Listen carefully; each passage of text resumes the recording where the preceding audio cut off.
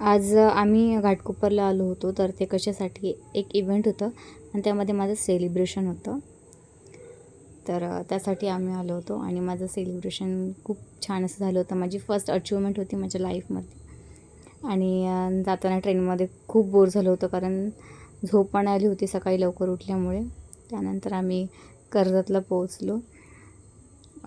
पाऊस नव्हता एवढा, पण ऊन होतं हलकं हलकं. तर सनसाईट खूप छान होता. आणि नंतर मी रिटर्न निघाले वांगणीला. मम्मीकडे जायचं होतं, तर हे मला सोडायला आले होते.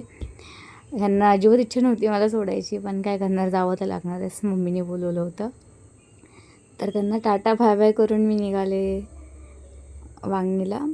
तर हलकासा असा पाऊस येणारे बहुतेक, आणि मी वांगणीला पोहोचली. आणि पोहोचल्यावरचा व्ह्यू बघा, हा आमच्या वांगणीचा व्ह्यू आहे. एक नंबर असा व्ह्यू आहे.